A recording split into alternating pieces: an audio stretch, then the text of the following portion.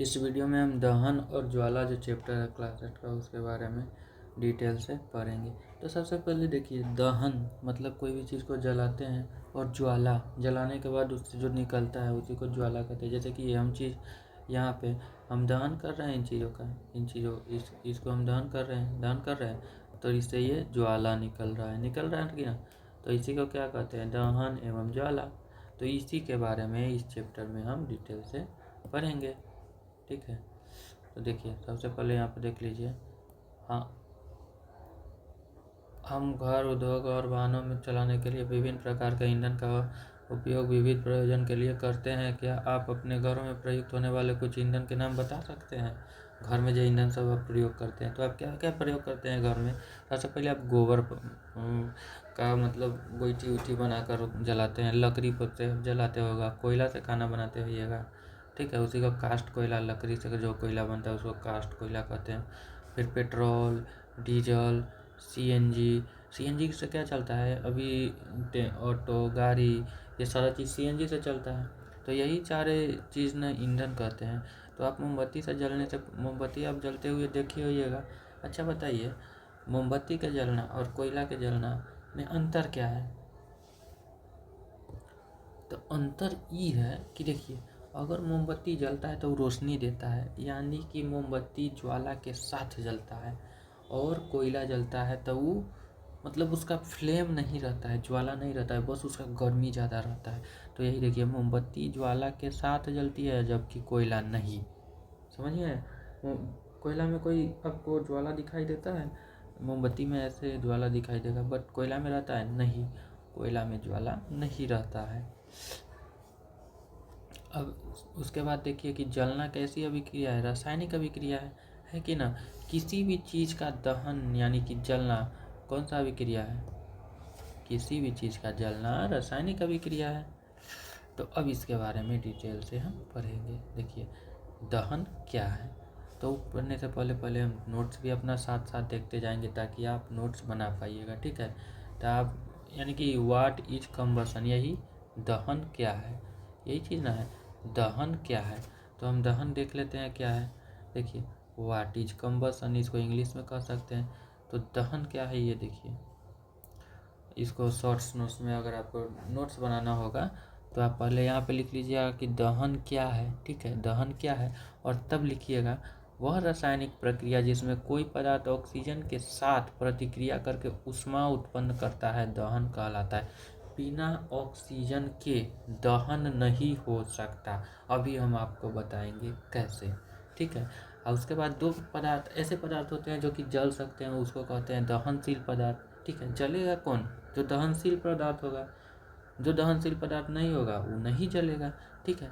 दहन के दौरान कभी कभी प्रकाश भी उत्पन्न होता है, जैसे कि मोमबत्ती जलाए तो प्रकाश उत्पन्न हुआ। मैग्नीशियम रिबन जलाएंगे तो होगा, कोयला जलाएंगे तो प्रकाश उत्पन्न होगा नहीं, लकड़ी जलाएंगे तो होगा। एलपीजी जलाएंगे, आपके घर में एलपीजी लिक्विफाइड पेट्रोलियम गैस, क्योंकि गैस रहता है, वो जलाते हैं तो ज्वाला उत्पन्न होता है, ठीक है। तो अब यहाँ पे देख लीजिए, ये देखिए, यही ना मैग्नीशियम रिबन को हम जला रहे हैं तो ज्वाला उत्पन्न हो रहा है कि ना, हो रहा है। अब इसको पढ़ लेते हैं। देखिए,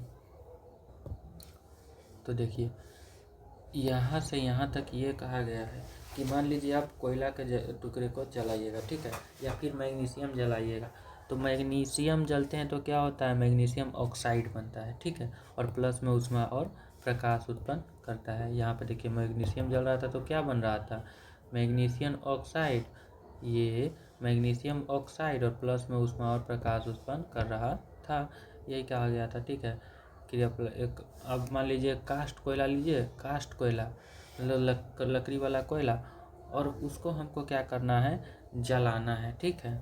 और एक मोमबत्ती लेना है, मोमबत्ती अथवा बुनसेन बर्नर की ज्वाला के निकट लाइए। अब क्या देखते हैं, देखिए, जो कास्ट कोयला है वो वायु में जलता है, ठीक है, और वायु में जल के क्या बनाता है, कार्बन डाइऑक्साइड। कोई भी चीज़ जलेगा तो गर्मी उत्पन्न करेगा और उसमें कार्बन डाइऑक्साइड होगा ही, और प्लस में ऊष्मा और प्रकाश देता है। यानी कि हम इस बात से ये सीखे हैं, इतना लाइन से ये सीखे हैं कि कास्ट कोयला क्या करता है, वायु के उपस्थिति में जलता है और बिना वायु के उपस्थिति में नहीं जल सकता है। और कास्ट कोयला ऊष्मा देता है और प्रकाश भी देता है।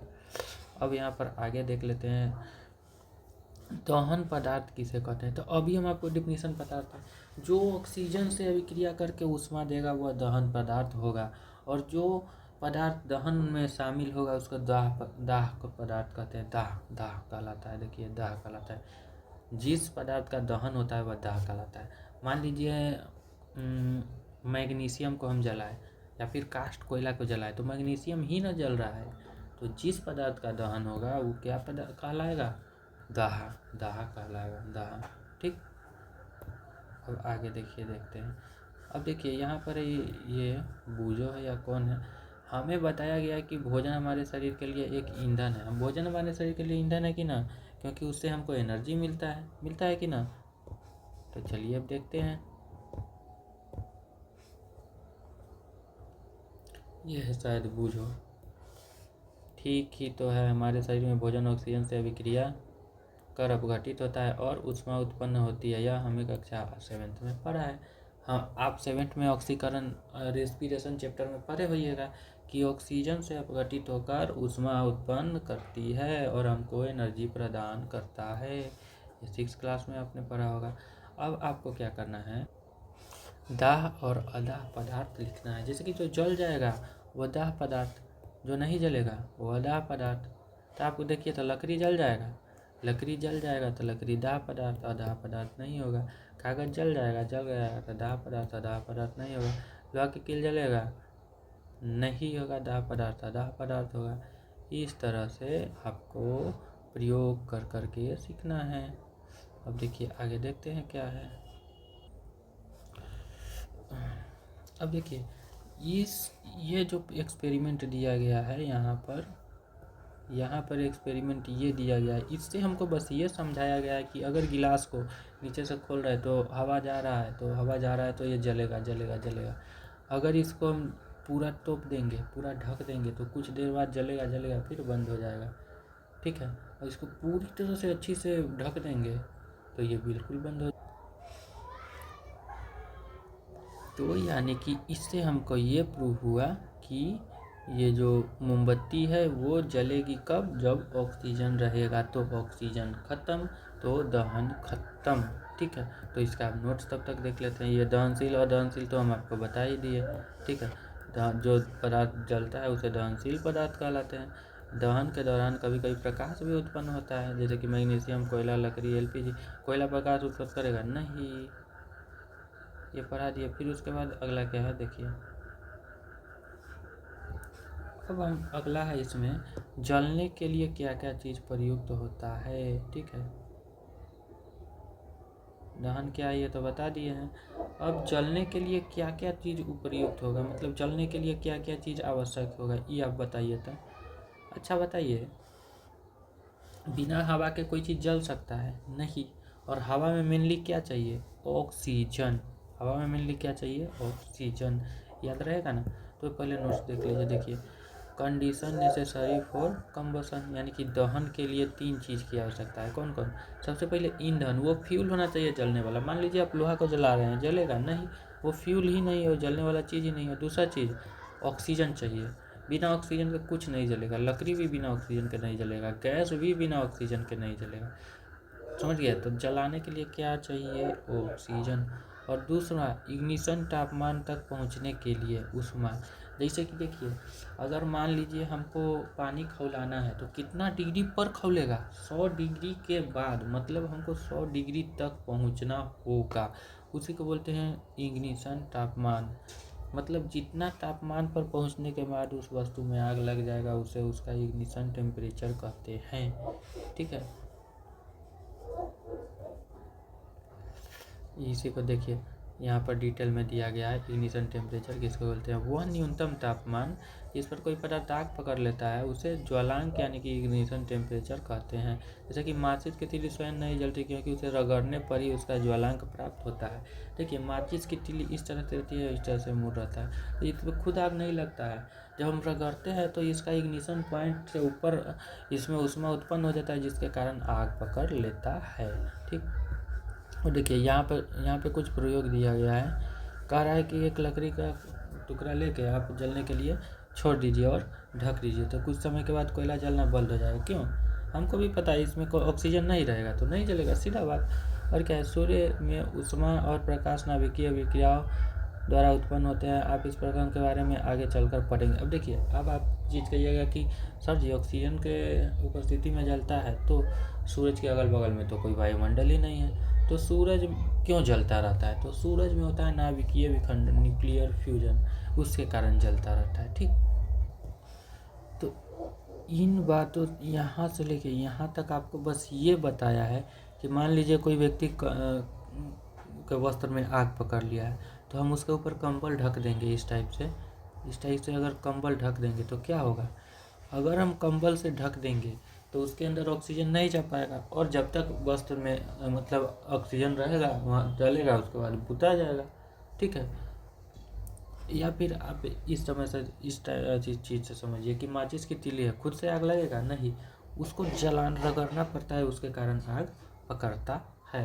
यानी कि उसको उसके इग्निशन टेम्परेचर से ज़्यादा तापमान चाहिए, यही ना।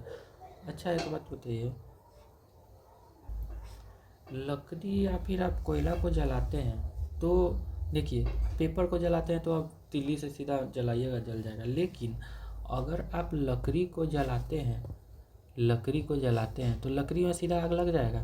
नहीं, आपको उस पर मिट्टी का तेल या कुछ ही रखना पड़ेगा और तब आग लगाना पड़ेगा। क्यों? क्योंकि लकड़ी और कोयले इन सब का इग्निशन पॉइंट ज़्यादा होता है और पेपर का इग्निशन पॉइंट कम होता है। समझ में आया? इग्निशन जैसे कभी मान लो आग लग जाता है, ऐसे आग लग जाता है। आग क्यों लगता है? गर्मी के मौसम में बहुत अधिक गर्मी कर पाता है, जिसके कारण खुद ब खुद इग्निशन पॉइंट से ज़्यादा टेम्परेचर हो जाता है और आग लग जाता है। ठीक है, उसके बाद अब देखिए, यानी कि हम ये समझे हैं कि पेपर किसी कम ही टेम्परेचर पे आग लग जाएगा और लकड़ी या फिर कोयला उससे ज़्यादा टेम्परेचर पे आग लग जाएगा। तो वह न्यूनतम तापमान जिस पर कोई पदार्थ जलने लगता है उसको उसका ज्वलन ताप कहते हैं, यानी कि इग्निशन पॉइंट कहते हैं। ठीक, उसके बाद आपको इसमें माचिस की तीली का पूरा डिटेल दिया गया है कि माचिस की तीली का विकास कैसे कैसे हुआ, तो आप इसको डिटेल से पढ़ सकते हैं। मेन चीज़ है 5000 से अधिक वर्ष पहले माचिस का आविष्कार हुआ था। ठीक है, मतलब माचिस का खोज थोड़ा थोड़ा पता चल गया था। ठीक है, क्योंकि उसी समय आग लग गया था एक रासायनिक घटना के कारण। तो इस पूरा में आपको माचिस का ही हिस्ट्री दिया गया है, ये चीज़ आप पढ़ लीजिएगा। यानी कि हम ये चीज़ पढ़े हैं, ये जो हिस्ट्री आप पूरा पढ़ लीजिएगा तो इसके बाद हम समझाते हैं। देखिए, हम एक चीज़ तो समझ गए हैं कि कोई पदार्थ कब तक नहीं जलेगा, जब तक उसको उसका इग्निशन पॉइंट नहीं मिल जाता। समझ में आया? मान लीजिए उसको उसका इग्निशन पॉइंट मिल गया, ज्वलन ताप मिल गया तो वो जल जाएगा। मान लीजिए लकड़ी है, उसको भी इग्निशन पॉइंट अपना मिल गया, ज्वलन ताप, तो जल जाएगा। और पहले पेपर लगेगा या लकड़ी है पेपर, क्यों? क्योंकि पेपर का इग्निशन पॉइंट कम है। फिर उसके बाद यहाँ से यहाँ तक दिया गया है। मान लीजिए लकड़ी है, वो जल्दी जल जाएगा नहीं, लेट से जलेगा। और मिट्टी का तेल है, उस आग के पास जाते ही जल जाएगा। क्यों? क्योंकि मिट्टी के तेल का इग्निशन पॉइंट बहुत कम है, ज्वलन ताप बहुत कम है। ठीक है, यहाँ तक आपको बता दिया। फिर उसके बाद वैसा पदार्थ जो नहीं जलेगा उसको अज्वलनशील पदार्थ कहेंगे। जिस पदार्थों का ज्वलनांक बहुत कम होता है, जो आसानी से जल पाते हैं, उसे ज्वलनशील पदार्थ, और जो नहीं जलता है उसे अज्वलनशील पदार्थ। जैसे कि पेट्रोल, अल्कोहल, एलपीजी, सीएनजी, ये क्या है? ज्वलनशील पदार्थ है, जल्दी आग लग जाएगा कि अब आगे देखते हैं। अब यहाँ पे आके एक छोटा सा चीज़ दिया हुआ है ये, और यहाँ पर ये सारा चीज़ दिया गया है। तो इसमें क्या कहा गया है वो समझ लीजिए। जैसे कि अगर मान लीजिए हम स्टोव पर एक प्लास्टिक का गिलास रखिए, उसमें पूरा पानी रख दिया, आग लगाएंगे तो क्या होगा? गिलास जलेगा? प्लास्टिक का डायरेक्ट आग पे रखा है फिर भी नहीं जलेगा। वो अपना टेम्परेचर पास कर देगा लिक्विड में, यानी कि उस पानी में, और वो पानी खौलने लगेगा।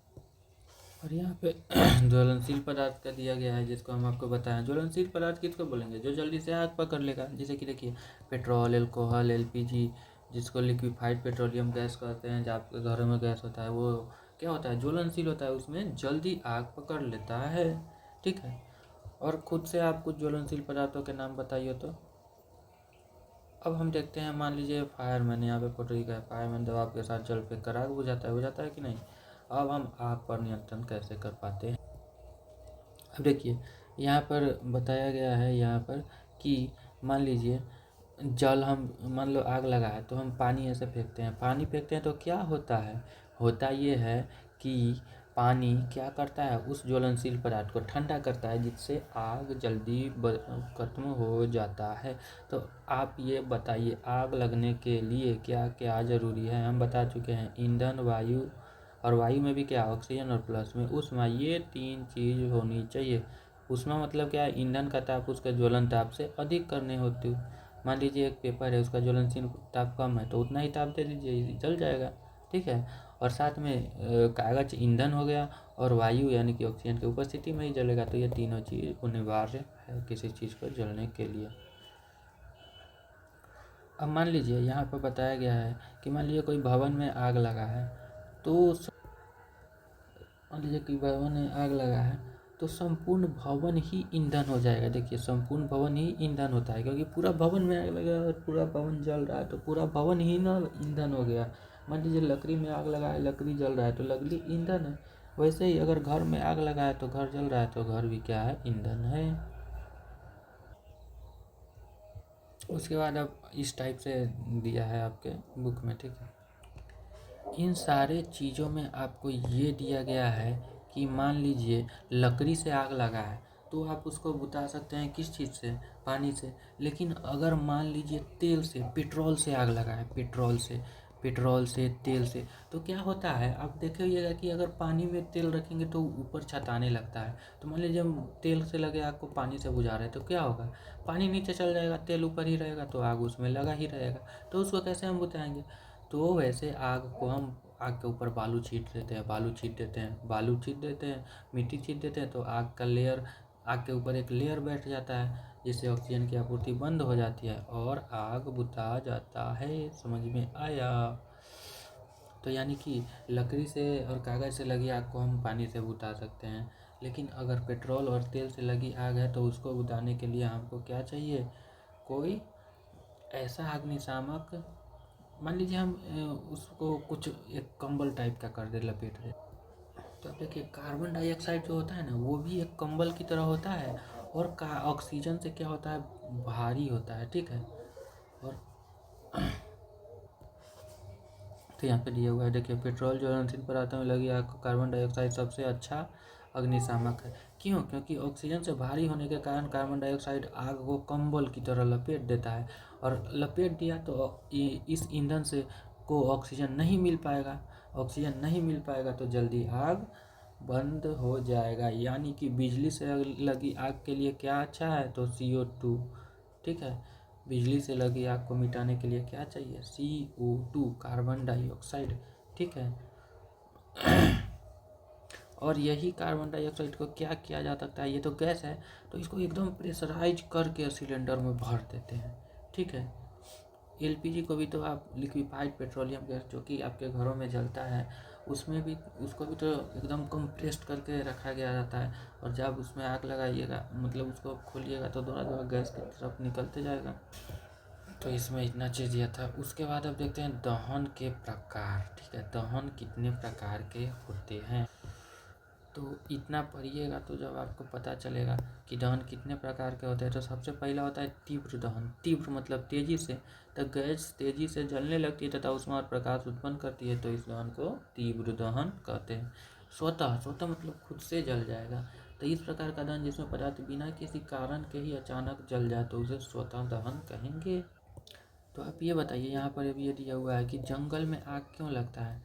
मान लीजिए ज़्यादा गर्मी हो गया उसके कारण, या फिर कोई मनुष्य लापरवाही कर दिया उसके कारण, ये देखिए इसको बाद में पढ़ लीजिए। अब देखिए आतिशबाजी के कारण भी कभी, अब देखिए हम 2 प्रकार के दहन आपको बताएं, एक कौन सा, एक आपको यहाँ पे ये तीव्र दहन, एक आपको यहाँ पे ये स्वतः दहन। देखिए यहाँ पे है तीव्र दहन, ठीक है, यहाँ पे है स्वतः दहन, तो तीव्र दहन, स्वतः दहन। तीव्र दहन में क्या था, तेजी से जलता था, उसमें प्रकाश उत्पन्न करता था। स्वतः दहन में क्या था, खुद से जलने लगेगा, ठीक है। फिर उसके बाद एक था विस्फोट, मतलब तेजी से आवाज़ के साथ जलेगा, ठीक है। यानी कि ऊष्मा और प्रकाश, ठीक देखिए, ऊष्मा प्रकाश और ध्वनि पैदा करती है, तीनों चीज़ ऊष्मा प्रकाश और ध्वनि तीनों पैदा करेगा, तो वो हो जाएगा विस्फोटक। विस्फोटक ज्वलन, ठीक है। ज्वलन समझ में आया तीन प्रकार का। अब ज्वाला किसको कहते हैं, तो देखिए ज्वाला किसको कहते हैं, ये देखिए सारा चीज़। मान लीजिए मोमबत्ती जल रहा है, तो इसके ऊपर ये जो फ्लेम है ये क्या है, ज्वाला है। ये मोमबत्ती के ऊपर फ्लेम है, ये क्या है, ज्वाला है, ये भी ज्वाला है, ठीक है। तो ज्वाला समझ में आया, ठीक। अब उसके बाद हम आगे देखते हैं, तो देखिए, तो उसके बाद जो ज्वाला में है ना, ज्वाला में ये सारी चीज़ें प्रयोग है, ठीक है। उसके बाद डायरेक्ट हम आपको इसमें समझाते हैं, ये सारी चीज़ें जो चीज़ समझाई गई है डायरेक्ट इसमें हम आपको समझा देते हैं, टाइम वेस्ट क्यों करना। तो देखिए इसमें सबसे पहले समझ लीजिए, मोमबत्ती के 3-4 क्षेत्र होते हैं। सबसे अंदर काला होता है, सबसे अंदर क्या होता है, काला होता है। और काला होता है यानी कि ये जलता नहीं है, ठीक है। बिना जली मोमबत्ती का सबसे आंतरिक क्षेत्र जो कि काला होता है। तो आपसे पूछेगा मोमबत्ती का किस क्षेत्र में ज्वाला उत्पन्न नहीं होती है, नहीं जलता है, तो सबसे मध्य वाला भाग। और मध्य से तो थोड़ा सा बाहर आएंगे तो ये पीला क्षेत्र है, पीला क्षेत्र में थोड़ा थोड़ा जलता है, तो आंशिक दहन वाला मध्य भाग जो कि पीला होता है। और चूँकि ये आंशिक रूप से जल रहा है इसलिए उतना गर्म नहीं है, सबसे कम गर्म है, ठीक है। इस दो चीज़ समझ में आए। काला क्षेत्र सबसे बीच में, थोड़ा भी नहीं जलेगा, काला होगा। पीला वाला क्षेत्र बीच में थोड़ा सा जलेगा और सबसे कम गर्म होगा, ठीक है, आंशिक दहन होगा। फिर उसके बाद सबसे बाहर होता है लाल होता है, सबसे बाहर क्या होता है, लाल होता है, और सबसे गर्म भाग होता है, ठीक है। और तो गर्म है तो पूर्ण दहन होगा, और इसका कलर कैसा होगा, नीला होगा, इसका कलर कैसा होगा, नीला। इतना ही चीज़ उस पूरे चीज़ों में दिया था। ये देखिए इस तरह से आप सोनार को देखते होइएगा, वो जब फूकता है, अब ध्यान से देखिएगा, बाहर जो लौ निकलता है वो ब्लू कलर का होता है, क्योंकि ब्लू कलर में ही सबसे ज़्यादा इग्निशन टेम्परेचर, मतलब सबसे ज़्यादा ज्वाला और सबसे ज़्यादा ताप पाया जाता है। अब हम आपको अब देखते हैं अगला, ईंधन क्या है। ईंधन क्या है, जिसमें आग लगता है वो चीज़ ईंधन है। पेट्रोल, देखिए यहाँ पे सारा चीज़ दिया हुआ है, पेट्रोल में आग लगता है, ईंधन है। मिट्टी तेल आग में लगता है, ईंधन है। जितने भी चीज़ जिसमें आग लगता है वो चीज़ क्या है, ईंधन है, ठीक है। यानी कि घरेलू और औद्योगिक संबंधित ऊष्मा से ऊर्जा स्रोत लकड़ी, काष्ठ, मतलब कोई भी चीज़ जिसमें आग लगता है वो क्या है, ईंधन है। तो अब इसका नोट्स भी देख लेते हैं, इनफ्लेमेबल तक हम देख लीजिए।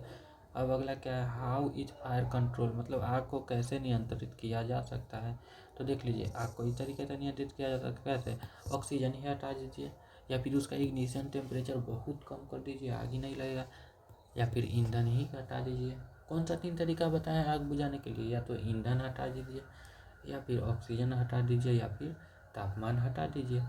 और अग्निशामक में क्या पाया जाता है, और अग्निशामक भी हम आपको बता चुके हैं। तो शॉर्ट्स में यहाँ पर देख लीजिए, पानी से लगी आग है तो उसको हम किस चीज़ से बुझाएंगे, लकड़ी या फिर कागज़ से, ठीक है। और अगर मान लो बिजली या तेल से लगा हुआ आग है तो किस चीज़ से बुझाएंगे, कार्बन डाइऑक्साइड से। यानी कि लकड़ी और कागज़ से लगी आग है तो पानी से बुझ जाएगा, और बिजली और तेल से लगा आग है तो कार्बन डाइऑक्साइड से।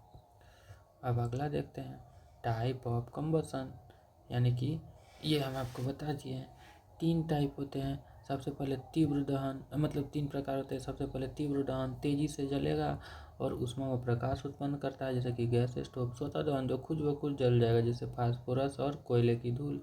और विस्फोट दहन, जो आवाज़ के साथ जलेगा, यानी कि अचानक तेज दहन जिसमें गोबर व जोर की आवाज़ निकलती है, जैसे पटाखा, ठीक।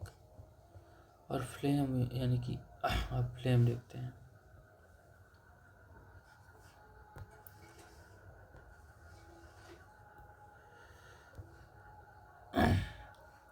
अब फ्लेम, तो फ्लेम में भी हम आपको बता दिए, जहाँ पर दहन होगा, देखिए ज्वाला वह भाग जहाँ दहन होता है वो ज्वाला, और जो पदार्थ गर्म होने पर वाष्प बनते हैं वही ज्वाला देते हैं। गर्म होने पर वाष्प बनेगा, जैसे कि अब मोमबत्ती देखिए, गर्म होने पर पिघलता है और साथ में जलता भी है, तो जलता है यानी कि जलवाष्प, यानी कि वाष्प बन रहा है, ठीक है। किरोसिन भी वाष्प, कोई भी चीज़ जलता है वो वाष्प देगा। कोयला ज्वाला नहीं देता है, ये तो हम आपको बता दिए हैं इससे पहले भी कि कोयला ज्वाला नहीं देता है। अब स्ट्रक्चर ऑफ कैंडल फ्लेम भी हम आपको बता दिए हैं। ये वाला चीज़ मोमबत्ती के ज्वाला का 3 भाग, ये यही ना है ये। तो मोमबत्ती के ज्वाला का 3 भाग में क्या है, पहला अंतः क्षेत्र। अंतः क्षेत्र क्या होता है, जलता ही नहीं है। फिर मध्य वाला क्षेत्र थोड़ा सा दहन होता है, और बाहरी वाला क्षेत्र जो नीला होता है उसमें पूर्ण दहन होता है। ये तो हम आपको बता दिए हैं, ठीक है। उसके बाद अगला क्या है, फ्यूल एंड फ्यूल इफिशियंसी। अब ईंधन को हम कैसे बचा सकते हैं, ठीक है। ईंधन तो आपको पता चल गया, जो चीज़ जलेगा वो चीज़ ईंधन हो जाएगा। अब ईंधन में भी एक चीज़ ऐसा है, कहा गया है कि आदर्श ईंधन एक होना चाहिए। आदर्श ईंधन का नहीं, जो अधिक मात्रा में ऊष्मा उत्पन्न करे और जलने के उपरांत कोई अवांछनीय पदार्थ पैदा न करे। तो ऐसा कोई ईंधन होता ही नहीं, इसको मान लेते हैं। संभवतः ऐसा कोई भी ईंधन नहीं है जिसे एक आदर्श ईंधन माना जा सके। मतलब ऐसा कोई ईंधन है ही नहीं, ठीक, जो कि ऊष्मा बहुत ज़्यादा उत्पन्न करो और अवांछनीय पदार्थ बहुत कम उत्पन्न करे। ऐसा कोई चीज़ नहीं है। लेकिन जो चीज़ नहीं है उसको आदर्श ईंधन मान लेते हैं, ठीक है। अब देखिए, ईंधन भी क्या होता है, कुछ सस्ता होता है, कुछ महंगा होता है। क्योंकि जिसका इग्निशन टेम्परेचर बहुत ज़्यादा हाई होगा वो चीज़ महंगा होगा, जिसका इग्निशन टेम्परेचर बहुत कम होगा, जो अच्छा ईंधन नहीं होगा वो सस्ता होगा, ठीक ठीक है। अब उसके बाद ऊष्मीय मान है। देखिए, सबसे पहले ऊष्मीय मान कहते हैं किसको, तो किसी ईंधन के 1 किलोग्राम के पूर्ण दहन से प्राप्त ऊष्मा की मात्रा को उसका ऊष्मीय मान कहते हैं, ठीक है। कैलोरीफिक वैल्यू क्या होता है, 1 किलोग्राम, उस ईंधन के 1 किलोग्राम मात्रा को जलाने के लिए जितना जूल ऊष्मा की आवश्यकता होगा उसे उसका ऊष्मीय मान कहेंगे, ठीक है। इसको केजी किलो जूल से प्रदर्शित किया जाता है। और कुछ ईंधनों का ऊष्मीय मान आपके बुक में दिया हुआ होगा, नहीं दिया है, हाँ ये दिया है, तो इसको याद कर लेना, एकदम याद कर ही लेना है। ये 8वां 9वां 10वां में भी आएगा, ठीक है। जैसे कि गोबर का उपला का ऊष्मीय मान सबसे कम होता है, गोबर के सबसे ज़्यादा हाइड्रोजन के। इसलिए हाइड्रोजन को क्या कहा जाता है, भविष्य का ईंधन, क्योंकि इसका उपयोग हम नहीं कर पाते। इसका ऊष्मीय मान कितना है, लगभग 1.5 लाख किलोमीटर, 1.5 लाख ही ना है, मतलब 1,50,000 किलो जूल ऊष्मा उत्पन्न करता है 1 किलो में ही। समझ में आया कितना इसका कैलोरीफिक वैल्यू हाई है। और गोबर के उपला मात्र 600 से 800 किलो जूल, ठीक है।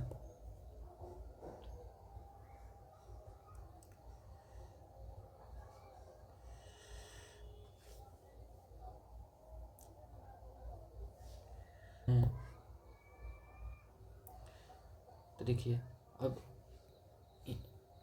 ईंधन के दहन के हानिकारक उत्पाद क्या प्राप्त होंगे। तो सबसे पहले देखिए, मान लीजिए अगर हम ईंधन जलाएंगे तो क्या निकलेगा, कार्बन डाइऑक्साइड। कार्बन डाइऑक्साइड क्या होता है, प्रदूषित गैस होता है, ठीक है।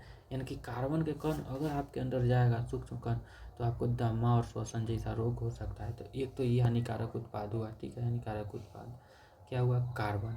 दूसरा देखते हैं, तो इसमें आपको कहा गया कि पहले लकड़ी का ज़्यादा उपयोग करते थे, ठीक है। लेकिन अब किस चीज़ का ज़्यादा उपयोग होता है, अब एलपीजी, कोयला, इसी सब चीज़ का ना, ठीक है।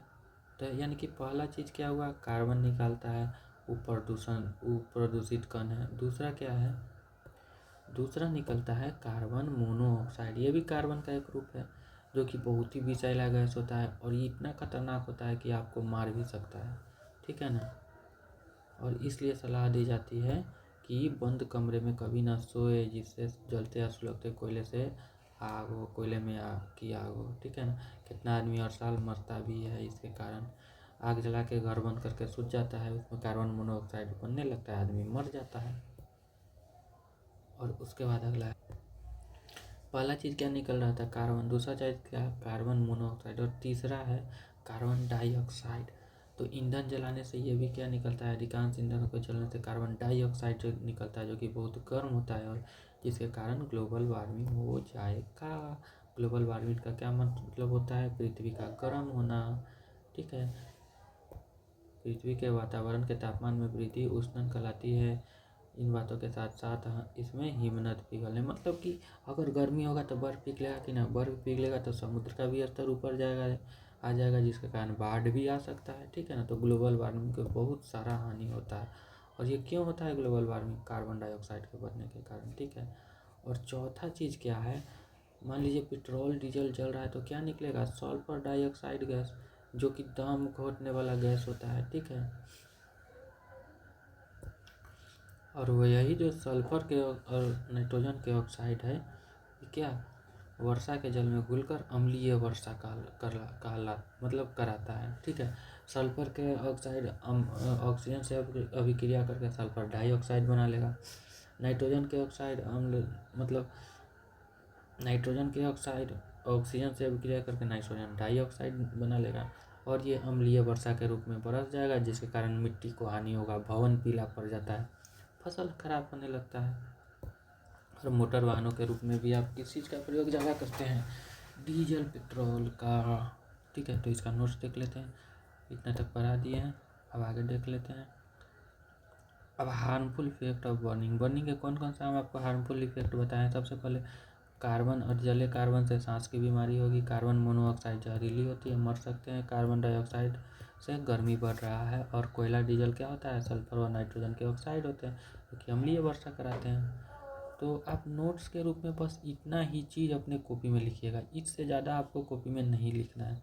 और इसका अगर आप इंग्लिश के स्टूडेंट हैं तो इंग्लिश में लिख लीजिएगा, अगर हिंदी के हैं तो हिंदी में लिख लीजिएगा, ठीक है। ये हुआ फर्स्ट, ये हुआ सेकेंड, ये हुआ थर्ड, ये हुआ फोर्थ, ये हुआ फाइव्थ, जो कि हाउ फायर इज कंट्रोल, आपको कैसे कंट्रोल करना चाहिए यहाँ बताया हुआ है। फिर इसके बाद आगे कितना टाइप का कम्बसन होता है वो दिया गया है, तो इतना टाइप का था, 3 प्रकार का, तीव्र, स्वतः और विस्फोट। फिर उसके बाद फ्लेम किसे कहते थे ये हम आपको बता दिए। फिर उसके बाद स्ट्रक्चर ऑफ कैंडल फ्लेम के बारे में हम बता दिए, 3 क्षेत्र होते थे।